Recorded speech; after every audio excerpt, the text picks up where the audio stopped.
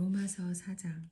그러면 육신상으로 우리의 조상인 아브라함이 무엇을 얻었다고 우리가 말할 수 있겠습니까? 아브라함이 행위로 의롭게 되었더라면 그에게는 자랑할 것이 있었을 것입니다.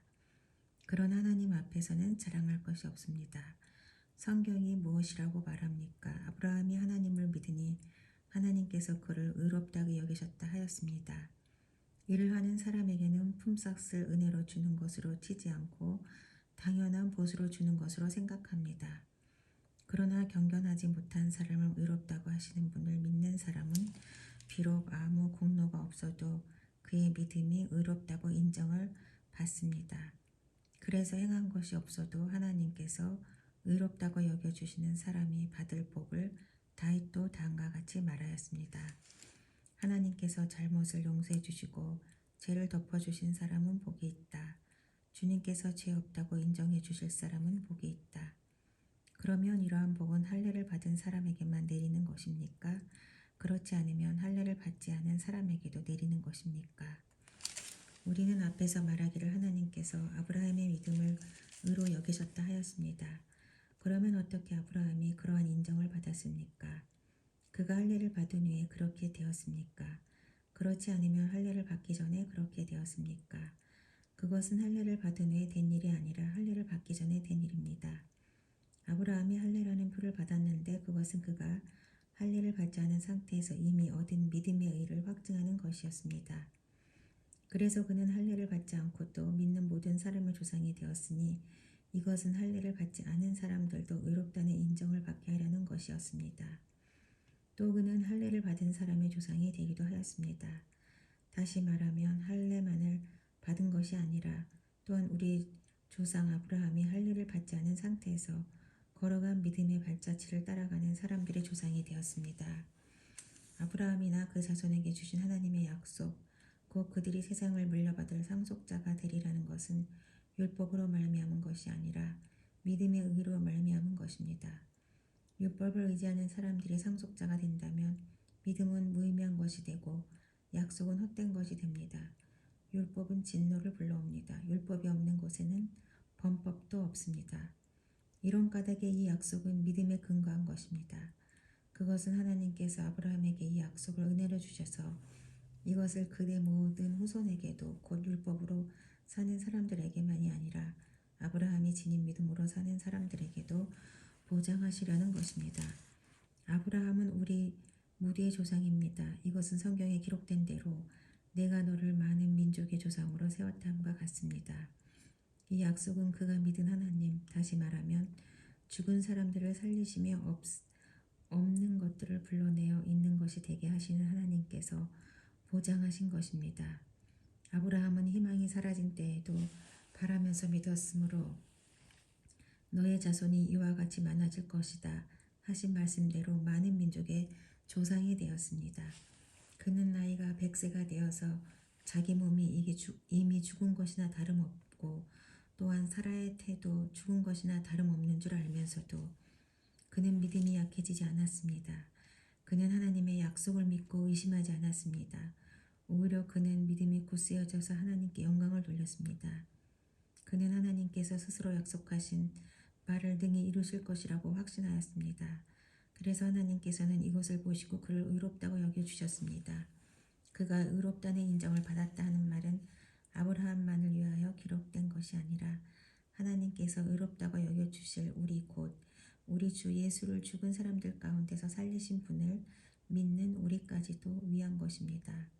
예수는 우리의 범죄 때문에 죽임을 당하셨고 우리를 의롭게 하시려고 살아나셨습니다. 5장.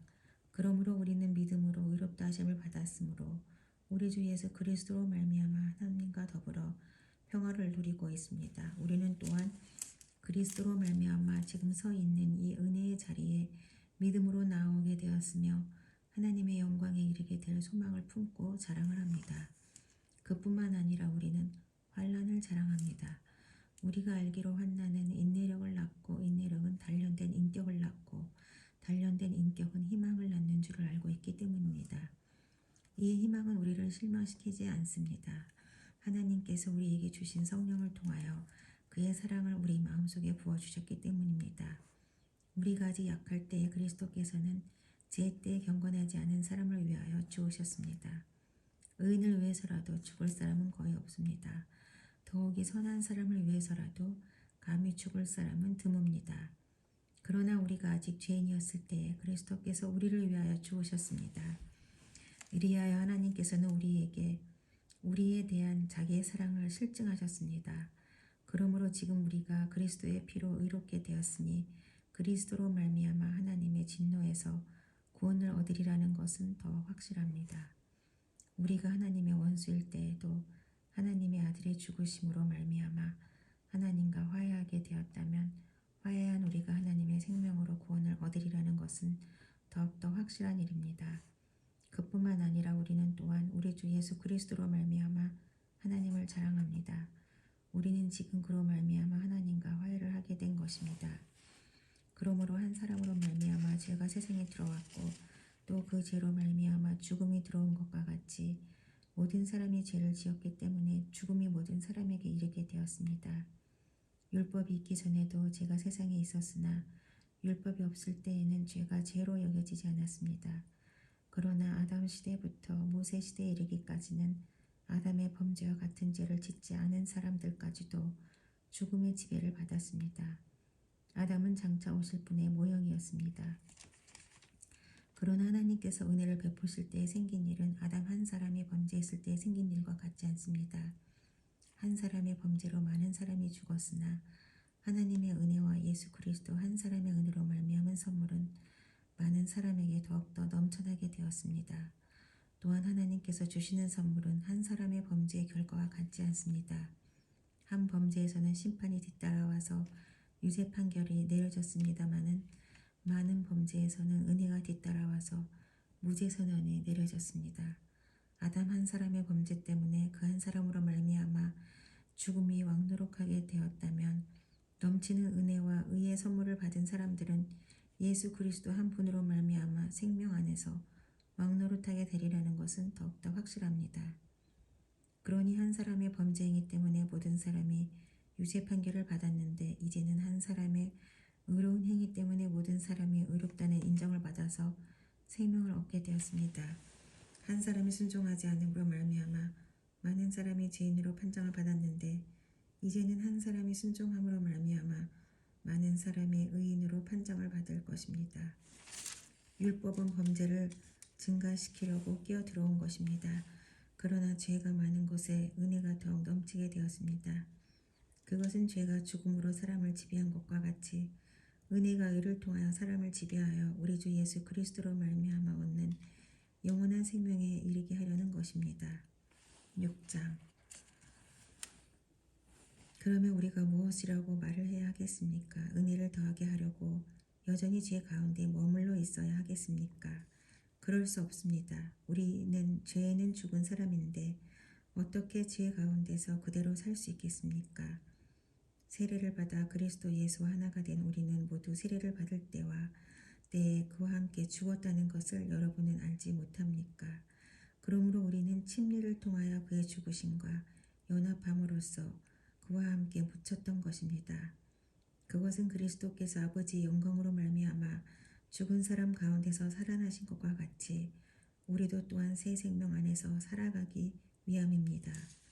우리가 그의 죽으심과 같은 죽음을 죽어서 그와 연합하는 사람이 되었으면 우리는 부활에 있어서도 또한 그와 연합하는 사람이 될 것입니다.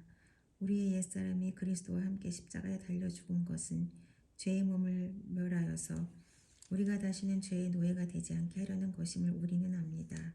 죽은 사람은 이미 죄의 세력에서 해방되었습니다. 우리가 그리스도와 함께 죽었으면 그와 함께 우리도 또한 살아날 것임을 믿습니다. 우리가 알기로 그리스도께서는 죽은 사람들 가운데서 살아나셔서 다시는 죽지 않으시며 다시는 죽음이 그를 지배하지는 못합니다. 그리스도께서 죽으신 죽음은 죄에 대하여 단번에 죽으신 것이요 그분이 사시는 삶은 하나님을 위하여 사시는 것입니다. 이와 같이 여러분도 죄에 대해서는 죽은 사람이요 하나님을 위해서는 그리스도 예수 안에서 살고 있는 사람이라는 것을 알아야 합니다. 그러므로 여러분은 죄가 여러분의 죽을 몸을 지배하지 못하게 해서 여러분이 몸의 정욕에 굴복하는 일이 없도록 하십시오. 그러므로 여러분은 여러분의 지체를 죄에 내맡겨서 불의의 연장이 되게 하지 마십시오. 오히려 여러분은 죽은 사람들 가운데서 살아난 사람답게 여러분을 하나님께 바치고 여러분의 지체를 의의 연장으로 하나님께 바치십시오. 여러분은 율법 아래 있지 않고 은혜 아래 있으므로 죄가 여러분을 다스릴 수 없을 것입니다. 그러면 어떻게 해야 하겠습니까? 우리가 율법 아래 있지 않고 은혜 아래 있다고 해서 마음 놓고 죄를 짓자는 말입니까? 그럴 수 없습니다.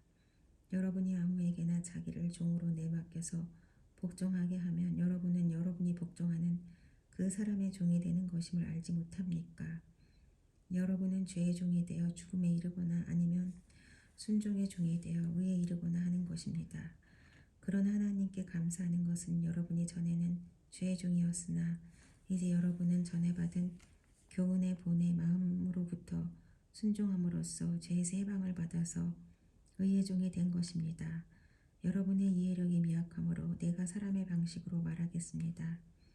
여러분이 전에는 자기 지체를 더러움과 불법의 종으로 내맡겨서 불법에 빠져 있었지만 이제는 여러분의 지체를 의의 종으로 바쳐서 거룩함에 이르도록 하십시오. 여러분이 죄의 종일 때에는 의에 얽매이지 않았습니다. 여러분은 그때 무슨 열매를 거두었습니까? 이제 와서 여러분이 그러한 생활을 부끄러워하지만은 그러한 생활의 마지막은 죽음입니다. 이제 여러분은 죄에서 해방을 받고 하나님의 종이 되어서 거룩함에 이르는 삶의 열매를 맺고 있습니다. 그 마지막은 영원한 생명입니다. 죄의 삭은 죽음이요 하나님의 선물은 우리 주 예수 그리스도 안에서 누리는 영원한 생명입니다. 7장 형제자매 여러분, 나는 율법을 아는 사람들에게 말을 합니다. 율법은 사람이 살아있는 동안에만 그 사람을 지배한다는 것을 알지 못합니까? 결혼한 여자는 그 남편이 살아있는 동안에는 법으로 남편에게 매여 있으나 남편이 죽으면 남편의 법에서 풀려납니다. 그러므로 남편이 살아있는 동안에 그 여자가 다른 남자에게로 가면 그 여자는 가늠한 여자라는 말을 듣게 됩니다. 그러나 남편이 죽으면 그 법에서 해방되는 것이므로 다른 남자에게 갈지라도 가늠한 여자가 되지 않습니다. 나의 형제자매 여러분, 그러므로 여러분도 그리스도의 몸으로 말미암아 율법에 대해서는 죽임을 당했습니다. 그래서 여러분은 다른 분, 곧 죽은 사람들 가운데서 살아나신 분에게서 속하게 되었습니다. 그것은 우리가 하나님을 위하여 열매를 맺게 하기 위함입니다. 이전에 우리가 육신을 따라 살 때에는 율법으로 말미암아 일어나는 죄의 욕정이 우리 몸의 지체 안에서 작용해서 죽음에 이르는 열매를 맺었습니다. 그러나 지금은 우리를 올감했던 것에 대하여 죽어서 율법에서 풀려났습니다. 그래서 우리는 문자에 얽매인 낡은 정신으로 하나님을 섬기지 않고 성령이 주시는 새 정신으로 하나님을 섬깁니다. 그러면 우리가 무엇이라고 말을 하겠습니까? 율법이 죄입니까? 그럴 수 없습니다. 그러나 율법에 비추어 보지 않았다면 나는 죄가 무엇인지 알지 못하였을 것입니다. 율법에 탐내지 말아라 하지 않았다면 나는 탐심이 무엇인지를 알지 못하였을 것입니다. 그러나 죄는 이 계명을 통하여 틈을 타서 내 속에서 온갖 탐욕을 일으켰습니다. 율법이 없으면 죄는 죽은 것입니다. 전에는 율법이 없어서 내가 살아 있었는데 계명이 들어오니까 죄는 살아나고 나는 죽었습니다. 그래서 나를 생명으로 인도해야 할 그 계명이 도리어 나를 죽음으로 인도한다는 것이 드러났습니다. 죄가 그 계명을 통하여 틈을 타서 나를 속이고 또 그 계명으로 나를 죽였습니다. 그러므로 율법은 거룩하며 계명도 거룩하고 의롭고 선한 것입니다. 그러니 그 선한 것이 나에게 죽음을 안겨주었다는 말입니까? 그럴 수 없습니다. 그러나 죄를 죄로 드러나게 하려고 죄가 그 선한 것을 방편으로 하여 나에게 죽음을 일으켰습니다. 그것은 계명을 방편으로 하여 죄를 극도로 죄답게 되게 하려는 것이었습니다. 우리는 율법이 신령한 것인 줄 압니다. 그러나 나는 육정에 매인 존재로서 죄 아래에 팔린 몸입니다. 나는 내가 하는 일을 도무지 알 수가 없습니다. 내가 해야겠다고 생각하는 일은 하지 않고 도리어 해서는 안 되겠다고 생각하는 일을 하고 있으니 말입니다. 내가 그런 일을 하면서도 그것을 해서는 안 되겠다고 생각하는 것은 곧 율법이 선하다는 사실에 동의하는 것입니다. 그렇다면 그와 같은 일을 하는 것은 내가 아니라 내 속에 자리를 잡고 있는 죄입니다. 나는 내 속에 곧 내 육신 속에 선한 것이 깃들어 있지 않다는 것을 압니다. 나는 선을 행하려는 의지는 있으나 그것을 실행하지는 않으니 말입니다. 나는 내가 원하는 선한 일은 하지 않고 도리어 원하지 않는 악한 일을 합니다. 내가 해서는 안 되는 것을 하면 그것을 하는 것은 내가 아니라 내 속에 자리를 잡고 있는 죄입니다. 여기에서 나는 법칙 하나를 발견하였습니다. 곧 나는 선을 행하려고 하는데 그러한 나에게 악이 붙어 있다는 것입니다. 나는 속 사람으로는 하나님의 법을 즐거워하나 내 지체에는 다른 법이 있어서 내 마음의 법과 맞서서 싸우며 내 지체에 있는 죄의 법에 나를 포로로 만드는 것을 봅니다. 아, 나는 비참한 사람입니다. 누가 이 죽음의 몸에서 나를 건져주겠습니까? 우리 주 예수 그리스도를 통하여 나를 건져주신 하나님께 감사를 드립니다. 그러니 나 자신은 마음으로는 하나님의 법을 섬기고 육신으로는 제 법을 섬기고 있습니다.